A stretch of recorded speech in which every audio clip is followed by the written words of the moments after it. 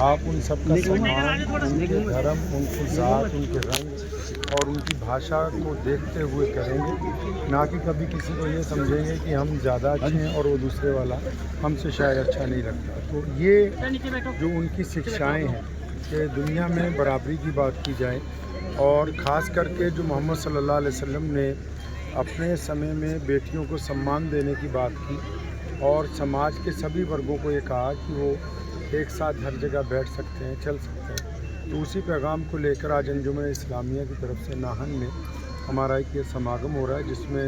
दूर दूर से अलग अलग इलाकों से हमारे बहनें, बेटियां, मुसलमान भाई, गैर मुस्लिम दोस्त भाई सब लोग इसमें इकट्ठे हुए हैं। तो मैं ये कहना चाहता हूँ, क्योंकि आज हम हिमाचल की सरजमीन पे हैं और मेरा संबंध एक भारत के बहुत बड़े स्वतंत्रता सेनानी परिवार से, जिनको मौलाना हबीबुर रहमान लुधियानवी के नाम से लोग जानते हैं। शहीद आज़म भगत सिंह हमारे घर पे रहे और स्वतंत्रता संग्राम में क्योंकि अंग्रेज़ों का हेडक्वार्टर अक्सर शिमला रहा, तो बहुत सारी आज़ादी की जो मूवमेंट है, लाला लाजपत राय साहब पंजाब केसरी, मौलाना हबीबुर रहमान साहब लुधियानवी, पंत रतन मास्टर तारा सिंह जी, नामदारी गुरु सतगुरु प्रताप सिंह जी, तो इन लोगों ने मिल के आज़ादी के समय में बड़ी ही ताकत के साथ अंग्रेज़ के सामने अपने देश की आज़ादी की बात और आपसी भाईचारे की बात हमेशा रखी है। खासकर धर्मशाला की जो जेल है वो इस बात की साक्षी रही है कि वहाँ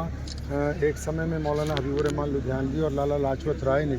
एक लंबा समय एक साथ गुजारा और वहीं पे बैठ के आपस की जो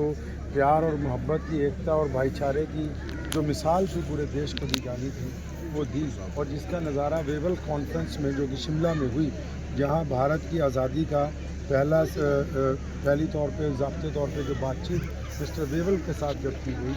उसके अंदर भी उसका जो है वो जिक्र आया। तो हिमाचल जो है वो मोहब्बत का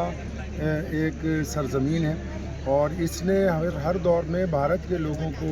अपनी संस्कृति से प्रभावित किया है। तो मैं ये समझता हूँ कि यहाँ के जितने भी लोग रहने वाले हैं, इनका आपसी भाईचारा, इनकी जो मोहब्बतें हैं आज भी और आने वाले दौर में भी भारत के सभी लोगों के लिए प्यार और मोहब्बत की साक्षी है।